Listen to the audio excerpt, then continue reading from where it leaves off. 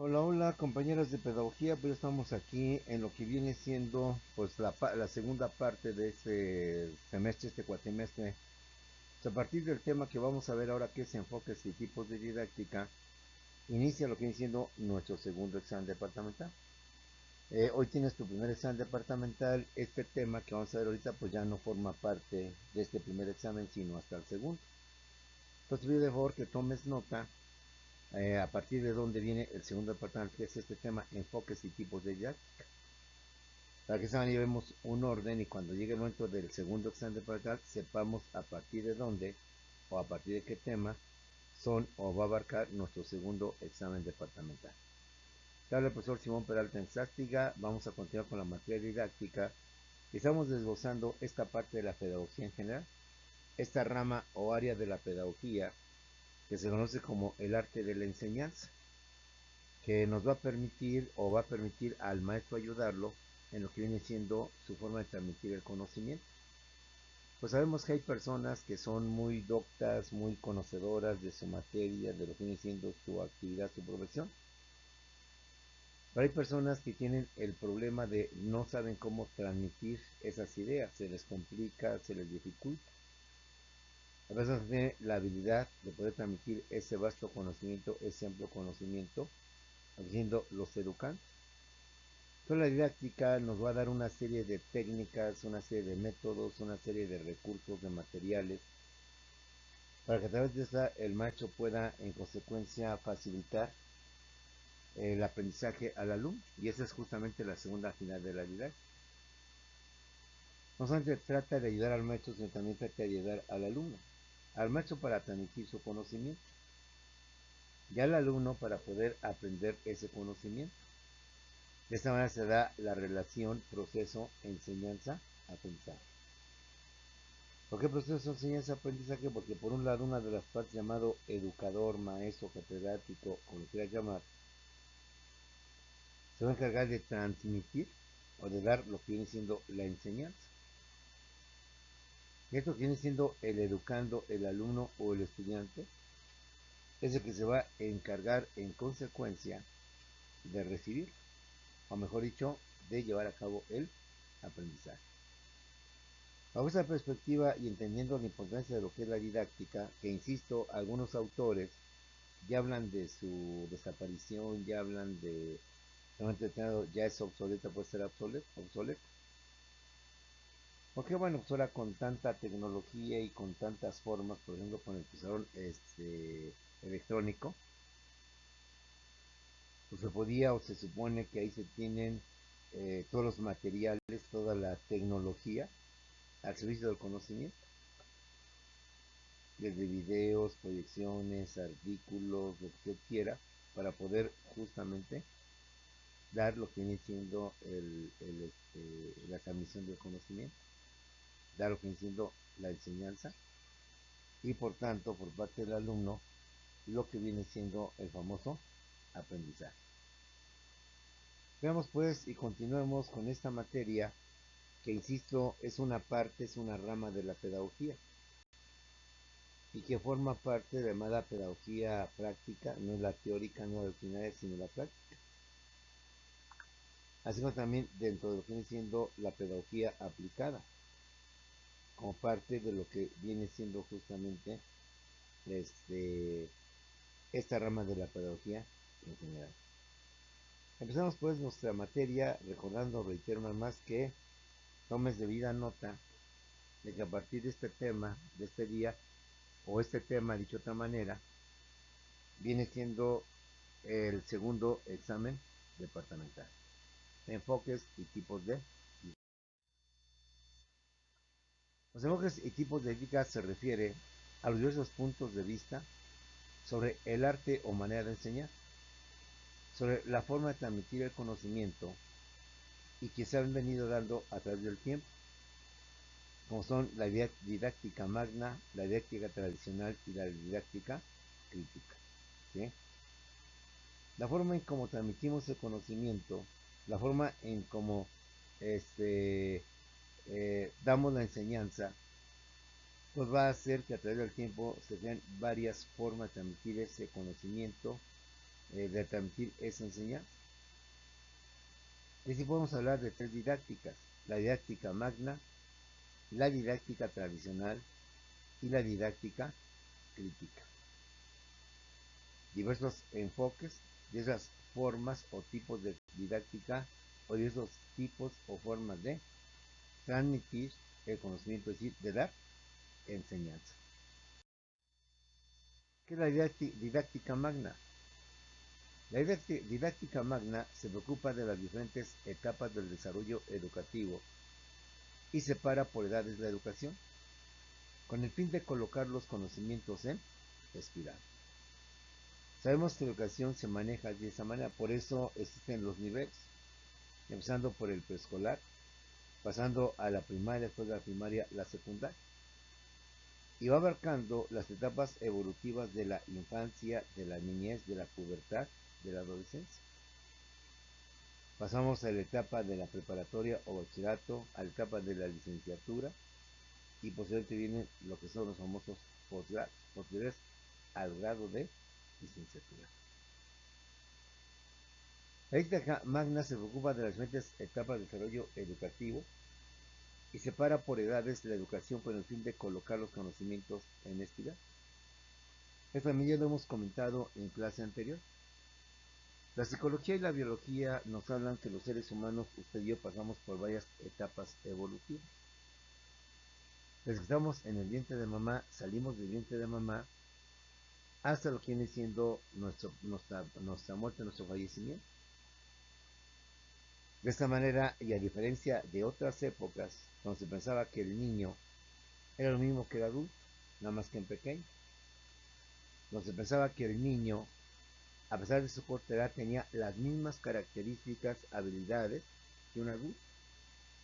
Y por lo tanto, habría que educar al niño como un adulto mayor y no como un adulto, y no como un menor. Pues se pensaba que al final la única diferencia era, pues quizás el tamaño, quizás las edades, pero que en esencia, tanto el conocimiento, la capacidad de un niño, de un adulto, vendría siendo la misma de un niño. A partir de Juan Jacobo Rousseau y Comenio y muchos más, es como se empieza a poner en tela de juicio este postulado, de que el niño no es sino más que un adulto mayor, y que como adulto mayor, perdón, un adulto menor no es sino más que un adulto menor, perdón, el niño, y que tiene la misma capacidad, las mismas habilidades de poder aprender de lo que viene siendo un adulto mayor. Fue a través de estos dos señores de Comenio y del señor Juan Jacobo Rousseau, cómo se empezaron a hacer ver que las edades son importantes y son diferentes en los seres humanos. Y por tanto había que agruparlos justamente por partes, desde el preescolar 4 a 6 años, la primaria 6 a 12 años, la secundaria 12 a 15 años, la preparatoria o el bachillerato de 15 a 18 años y la licenciatura de los 19 a los 20 y tantos, etc.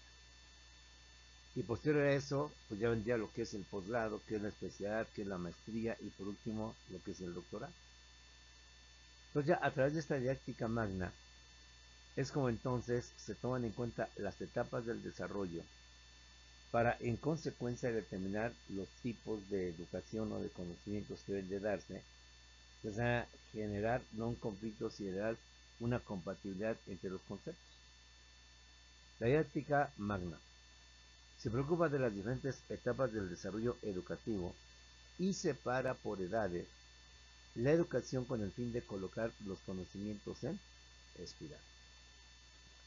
Ya te decía y te comentaba pues que de 0 a 4 años está la infancia, de los 4 a los 6 está la niñez, de los 6 a los 12 está lo que viene siendo la pubertad, de los 12 a los 15 la adolescencia, de los 15 a los 18 la juventud y así por el estilo, aunque no todos los autores se ponen de acuerdo. Y sabiendo que el niño ya no es un adulto mayor en chiquito, sino ya es una persona con características diferentes, pero muy diferentes al adulto, entonces empieza a tratar la educación de esta manera, tomando en cuenta los niveles, las edades de los educandos para poder determinar seguramente el contenido de lo que viene siendo la educación. La educación magna habla de la globalidad de las unidades, aspecto que hoy en día aún se tiene muy en cuenta. Cada aprendizaje debe formar parte de otro o bien de inducir. Fíjate bien. Según esta didáctica, cada aprendizaje debe formar parte de otro o de inducirlo, y así es.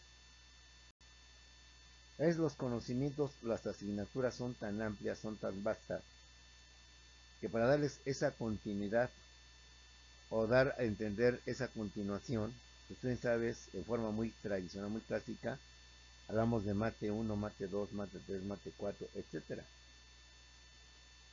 Y que ya en términos correctos hablamos de álgebra, de trigonometría, de cálculo diferencial, de probabilidad y estadística. Todas las matemáticas están vinculadas unas con las otras. Y que por tanto cada aprendizaje, entonces cada materia, cada asignatura, debe formar parte de otra asignatura, de otro aprendizaje, o bien de inducir. Un ejemplo de ello lo tenemos en el caso de la historia de México, que siendo muy extensa, como todas las historias, con historia universal, se divide en 4 etapas: la época prehispánica, la época colonial, el México moderno y el México contemporáneo. Y en mis tiempos hablamos de historia de México 1, historia de México 2. El México 1, pues por lugar, era la época prehispánica y la época colonial, que por cierto ya no hay que llamarle la época colonial, sino, y me parece muy apropiado, muy correcto, la resistencia indígena. Luego venía lo que conocemos como historia de México 2. Y de esa manera se formaba otro grupo y se mantenía esa relación, ese vínculo entre un aprendizaje con otro aprendizaje. Y si ahora hablamos de Historia de México 1, Historia de México 2, Historia de México 1, época prehispánica, época colonial, Historia de México 2, México moderno y México contemporáneo. Hoy en algunos temas educativos se maneja la historia de México, pero como segunda parte se maneja la llamada estructura socioeconómica de México. Y aquí viene un cambio, porque en estructuras socioeconómicas de México se empieza con, desde a partir del señor Manuel Ávila Camacho, ¿sí?, hasta nuestros días, y entonces lo ubica por presidente. Entonces, como puedes ver, esto es una característica de la didáctica.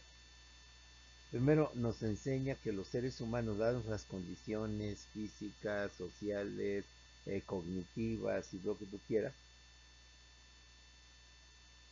impiden un poquito el aprendizaje por no considerar esta situación y pensar que todos los niños son adultos, son igual que los adultos, pero en pequeño, y que por tanto tienen la misma capacidad para aprender. No, es un proceso que hay que irlos llevando de la mano según sus etapas, según se van desarrollando o desenvolviendo. La didáctica magna habla de la globalidad de las unidades, aspecto que hoy en día aún se tiene muy en cuenta, por lo que cada aprendizaje debe formar parte de otro o bien de inducir. Entender geografía 2 con geografía 1, entonces habría que empezar otra vez con geografía 1 por decir algo.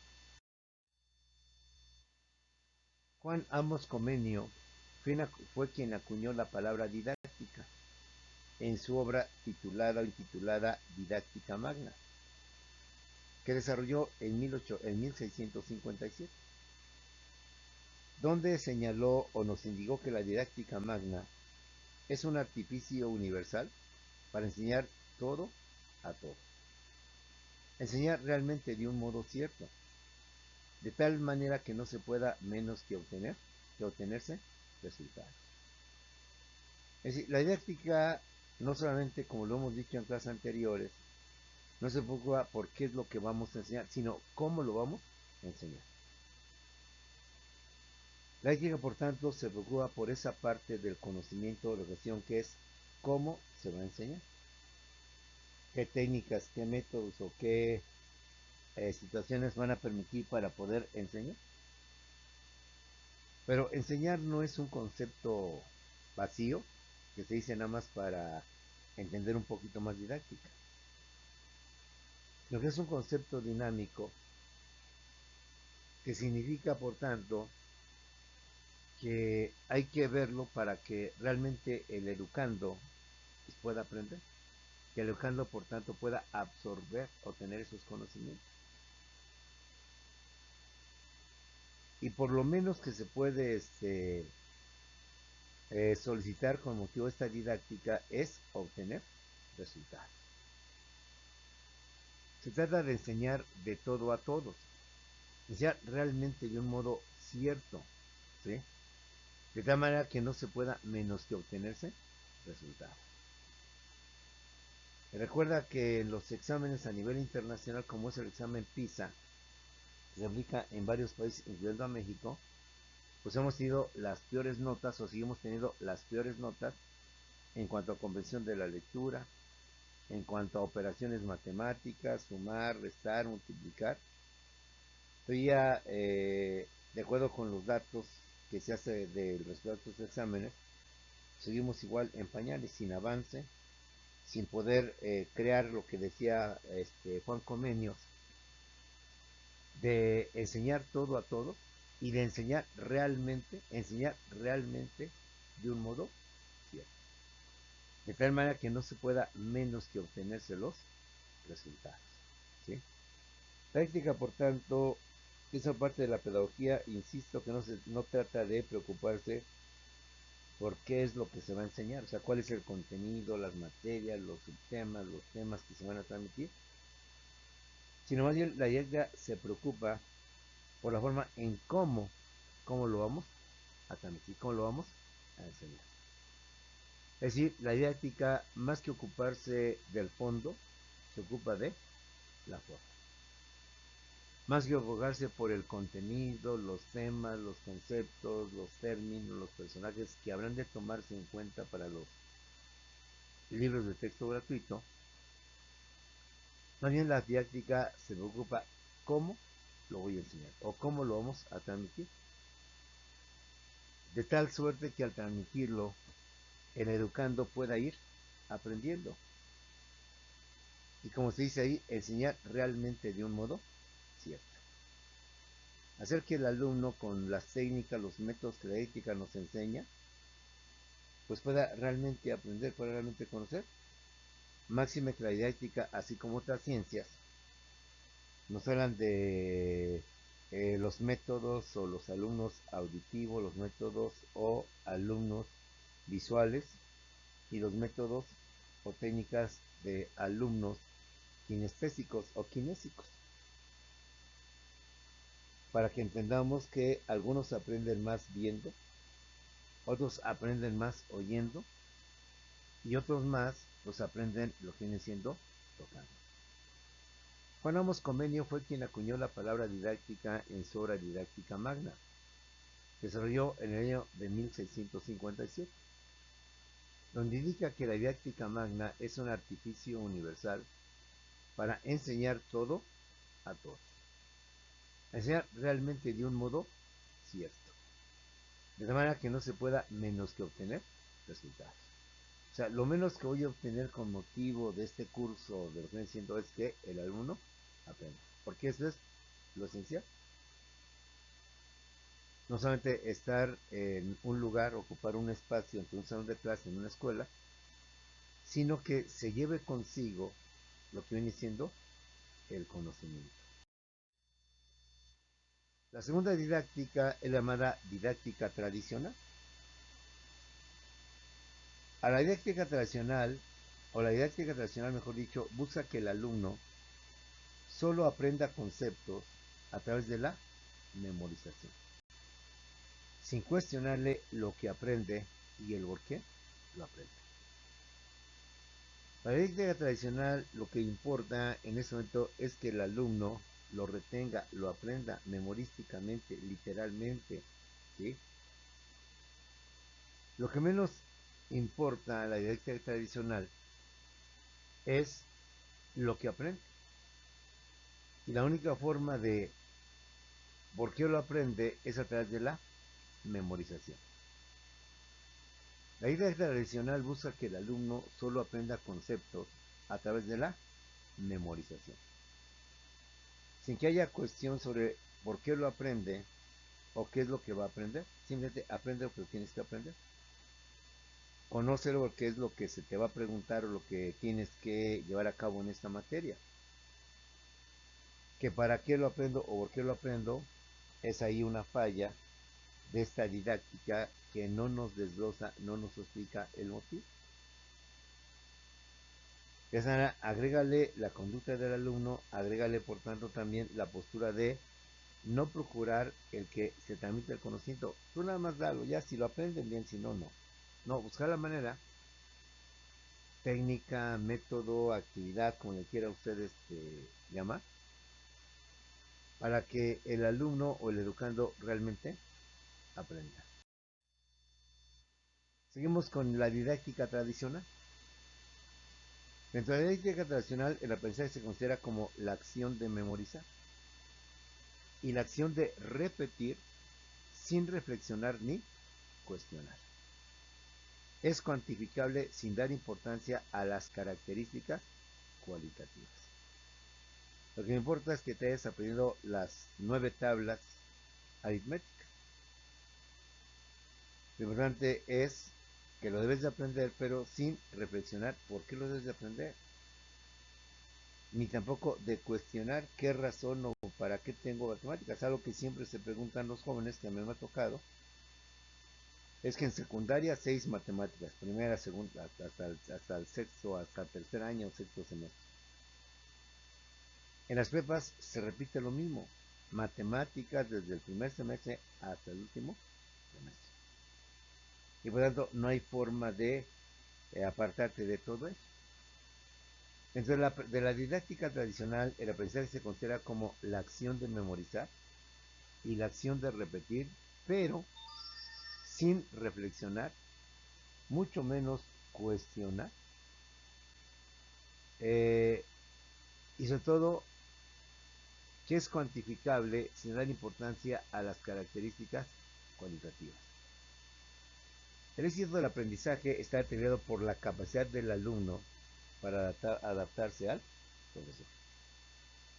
Entre más capacidad memorística tenga, entre más habilidad tenga para memorizar, es cuanto mayor será el aprovechamiento de lo que viene siendo el alumno. El éxito del aprendizaje está determinado por la capacidad del alumno para adaptarse al profesor.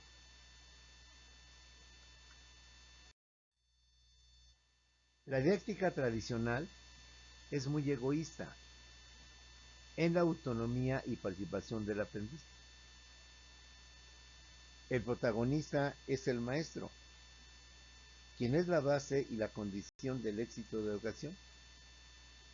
Al maestro le corresponde organizar el conocimiento, aislar y elaborar la materia que debe de ser aprendida. La evidencia de lo que hoy estamos conociendo, lo que hoy estamos llevando en el aula, donde el centro del conocimiento lo constituye el alumno, el educante. Y toda educación o modelo que damos a los alumnos se centra justamente en ellos, en el alumno. Es decir, somos los maestros o el maestro y el contenido o la materia quienes giran en torno del alumno.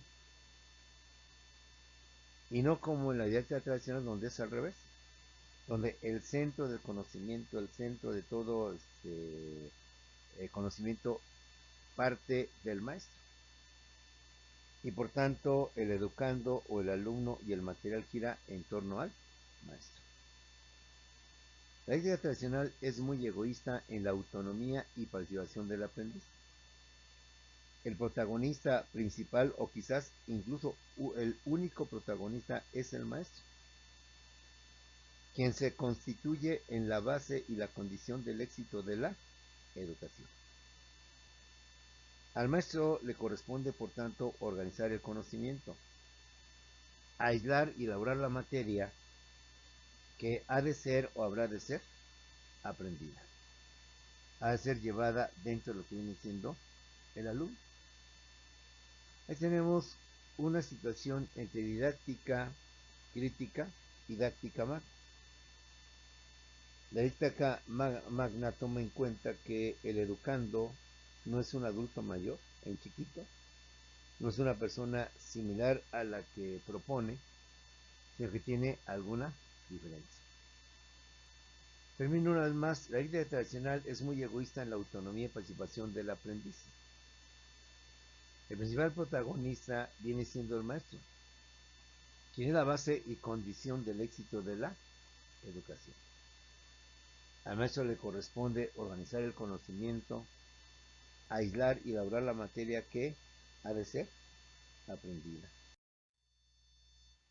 Aparte de la didáctica magna, aparte del enfoque de didáctica magna, del enfoque de la didáctica tradicional, vamos a ver lo que es la didáctica crítica.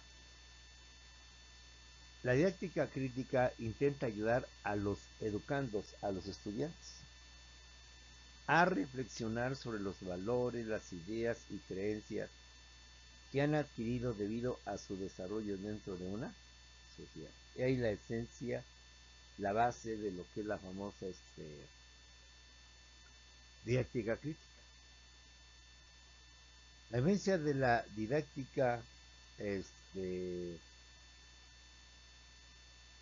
antes mencionadas, la didáctica crítica intenta ayudar a los estudiantes a reflexionar, a pensar sobre los valores, las ideas y creencias que han ido adquiriendo debido a su desarrollo dentro de lo que viene siendo la sociedad.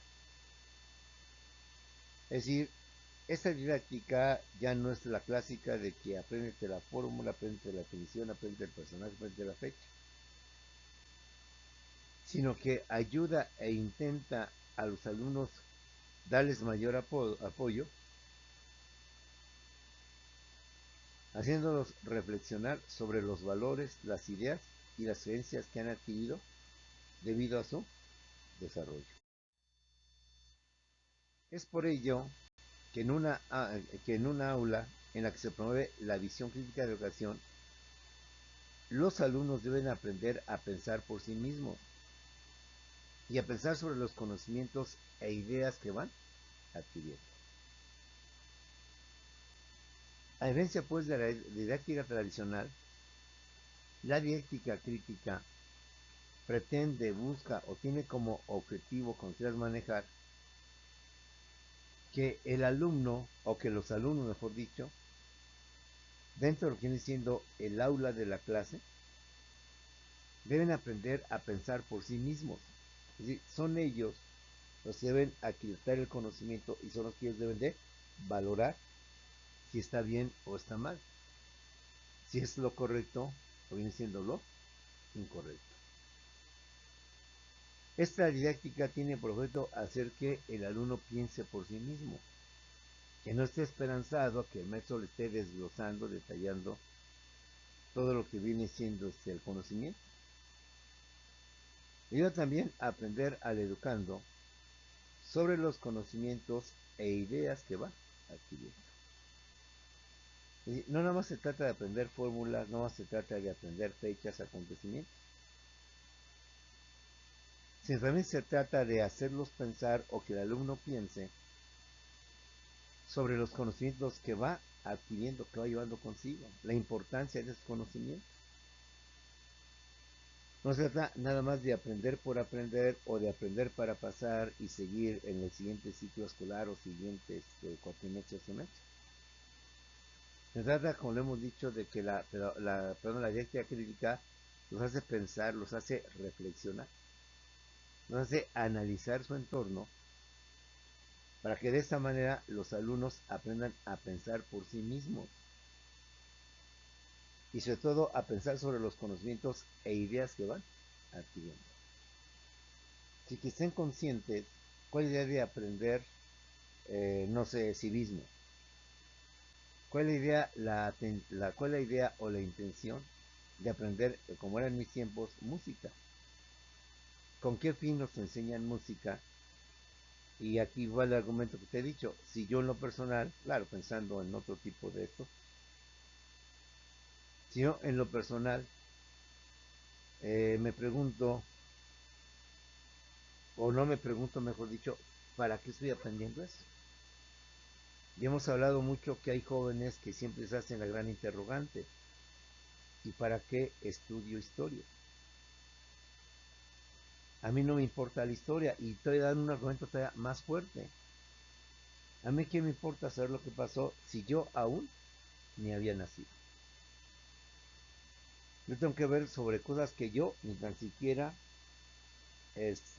conocí y a cómo las cosas, a lo mejor hasta me muero y jamás conoceré ese otro aspecto.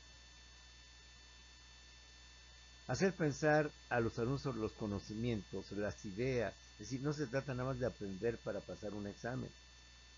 Se trata nada más de aprender, conocer, con el único fin de pasar un examen y dar contestando lo mejor correcto las preguntas que me hacen. Sino que deben ellos solitos, quizás en la siguiente clase les deje un mejor espacio para que hagan, digo, se les dejar un mejor espacio para que puedan disponer de todo ello. Deben aprender por sí mismos y a pensar sobre los conocimientos y las ideas que van adquiriendo. Es decir, hacerles ver la importancia de todo esto. Hacerles ver la razón por la cual llevan todo esto. No nada más es aprenderlo porque es el temario, porque es lo que van a ir en el examen y se acabó el asunto. No, nada de eso. La dialéctica crítica o esta crítica de los conocimientos adquiridos se hace con la esperanza de que ayude a los alumnos a vivir una vida más libre, en la que no estén condicionados por las enseñanzas sociales que hayan recibido ni por ideas que ellos mismos no hayan determinado como válidas. ¿Sí? Creo que los ejemplos los tenemos, pero actualmente, en mis tiempos, pues difícilmente podíamos concebir o aceptar la homosexualidad. Antes bien, el homosexual era objeto de bullying. Todos lo criticaban, lo señalaban y todos se burlaban de él. Hoy, sin embargo, son otras ideas, otros pensamientos. Estamos viendo la etapa de la tolerancia, de aceptar, de reconocer, de respetar y de tolerar a personas que no coinciden con el sexo masculino ni con el sexo femenino. O como decimos por ahí, son niños, pero vestidos de niña, o algo así por el estilo se dice. En mis tiempos, imposible concebir o aceptar el aborto. Imposible verlo como algo propio de la mujer, como una libertad. Al contrario, todo un delito, todo un delincuente que me llevara a cabo. Toda pedagogía crítica de los conocimientos, ¿sí?, se hace con la esperanza de que ayude a los alumnos a vivir una vida más libre, que no estén condicionados por las enseñanzas sociales que han recibido, es decir, por los tabús, por los dogmas, por las creencias, ni por ideas que ellos mismos no hayan determinado como válidas. Es que ellos asuman una postura crítica donde recibo el conocimiento, pero como ser pensante, como ser racional, como ser que también consta de un cerebro, pues aceptar o no aceptar ese conocimiento. Sí, vuelvo a repetir. Hoy estamos en una etapa de aceptar no solamente la homosexualidad, y no solo aceptarla, sino respetarla. Y estamos yendo más allá para bien o para mal. Aceptar la unión de parejas o de personas del mismo sexo. Aceptar y entender que en un momento determinado un niño puede tener dos mamás, dos papás, uno en su carácter de mujer y otro en su carácter de hombre. pero que al final, pues siendo los dos hombres, físicamente hablando, pues entonces hablo más bien de dos papás, pero que uno de ellos asume el papel de mamá. Igual, dos mujeres donde físicamente las dos son mujeres, biológicamente las dos son mujeres, pero psicológicamente, una de ellas no lo es, sino que se considera como uno. Entonces, como puedes ver, ese conocimiento antes, pues para nosotros nos era dicho que era, pues que no podíamos aceptar, no podíamos, era ilógico, absurdo, era pecado inclusive, o ir en contra de los dogmas o creencias religiosas, la existencia de homosexuales, la existencia de lesbianas, la existencia del aborto y de muchos temas más. Pero la idea del conocimiento no más es repetirlo, nada más es grabarte las fórmulas, las fechas, los personajes, sino interpretarlas, entenderlas y manejarlas como parte de mi vida práctica. Esa crítica de los conocimientos adquiridos se hace con la esperanza de que ayude a los alumnos a vivir una vida más libre, que no estén condicionados por las enseñanzas sociales que han recibido ni por ideas que ellos mismos no hayan determinado como válidas. Este es un ejemplo muy soso, muy tonto, pero muy válido. El que muchos niños, a través de sus padres, se les ha inculcado la existencia de pues, los Reyes Magos. Y que durante mucho tiempo, pues creo que todos, sin excepción, podemos decir que la aceptamos, la concebimos. Pero que llegó un momento en que tuvimos que reconocer, aceptar, reflexionar, pues que sí, en efecto. No hay una razón, un motivo para poder entenderlo y por tanto poder darles lo que viene siendo su lugar. Eso justamente viene siendo lo que es la famosa didáctica crítica. Los defensores de la didáctica crítica rechaza la idea tradicional de que la enseñanza deba ser un acto neutro, es decir, apréndetelo, pero sin discutirlo, sin decir estoy a favor o estoy en contra. Los defensores de la didáctica crítica rechazan la idea tradicional de que la enseñanza debe ser un acto neutro. Por el contrario, piensan que los actos de enseñar y aprender están estrechamente relacionados con otros temas de vital importancia, como la democracia, la justicia, el activismo político. Es decir, la educación no debe ser nada más una especie de aprender sin aplicarlo, hay que aplicarlo.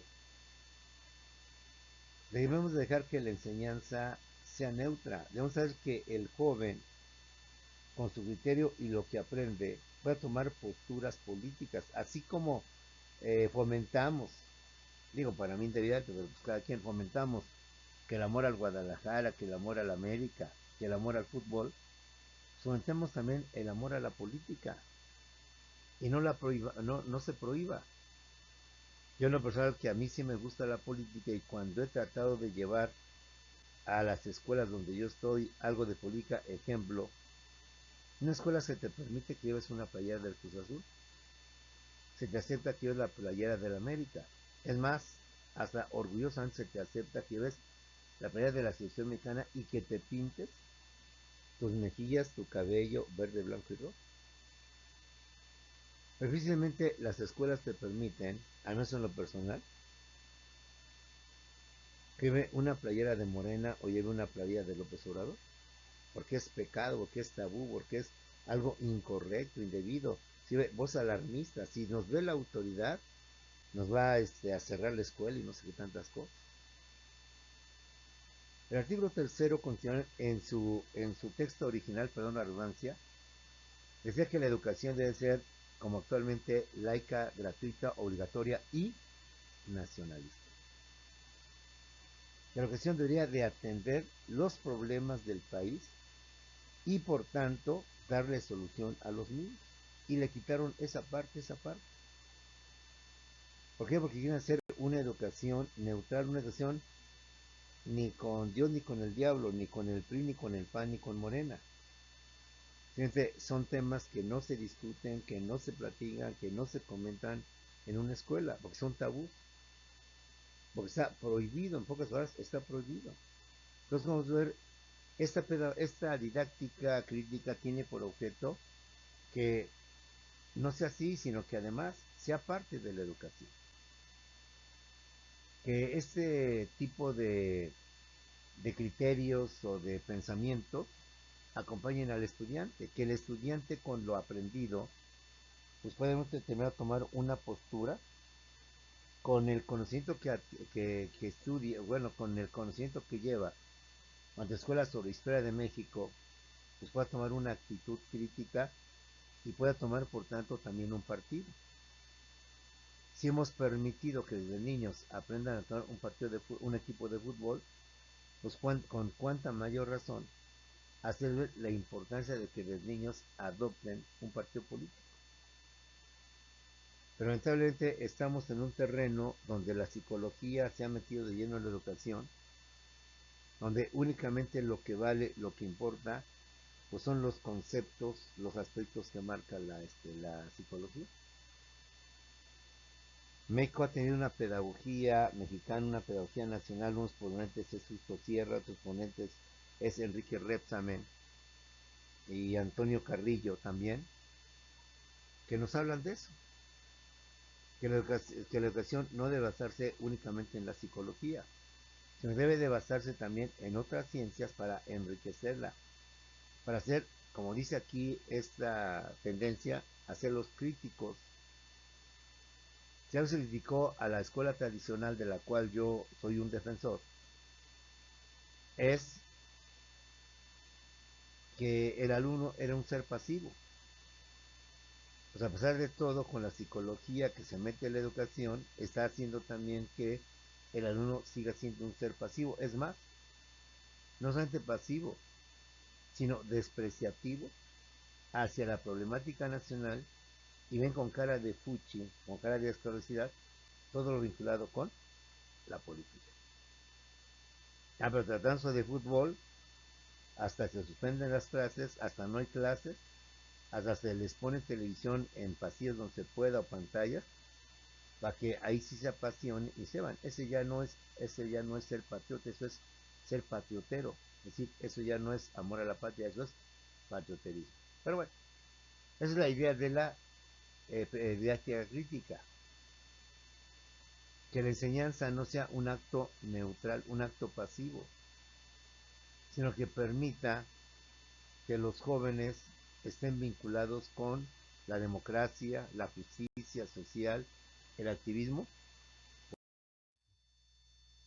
El principal objetivo de la pedagogía crítica es la emancipación, la liberación de los ciudadanos de la opresión mediante el despertar de lo que se conoce como conciencia crítica.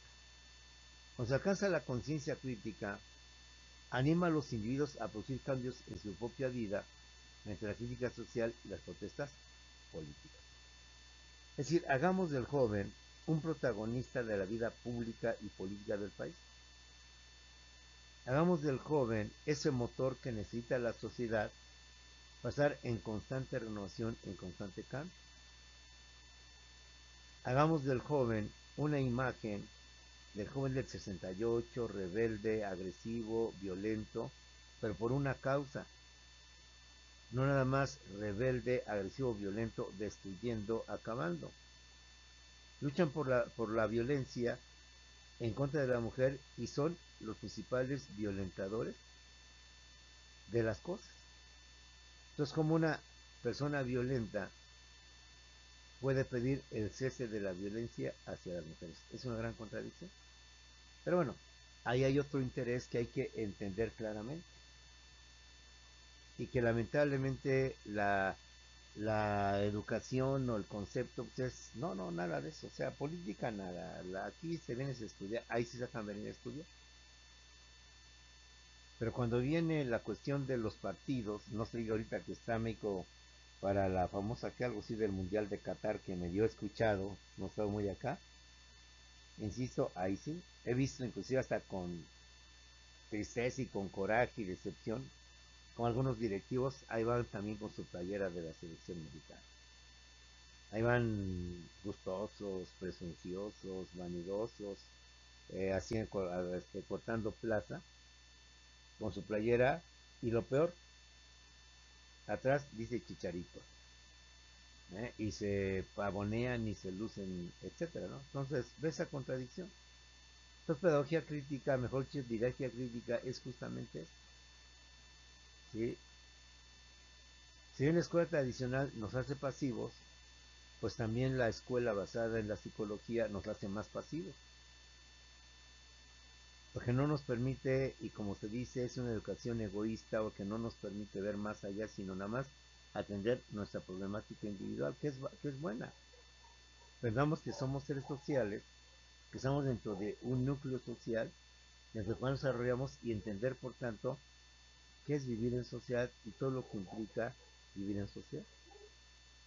Pues bueno, jóvenes, con esto terminamos nuestro segundo, perdón, nuestra clase del día de hoy, por razones obvias, solo hay una videoclase, porque estamos en examen, primero departamental, y reitero, a partir de este tema, toma nota, empieza nuestro segundo examen departamental. Nos vemos en unos cuantos segundos en Zoom para ver lo de tu examen, dudas, aclaraciones, comentarios, la tarea que te dejé, y pues precisar justamente estos temas que forman ya el segundo examen departamental. Y ahí nos preparan también para tu exposición de fin de ciclo escolar. Ahora, ¿qué temas son los que vas a exponer? Nos vemos, jóvenes, en unos segundos en Zoom.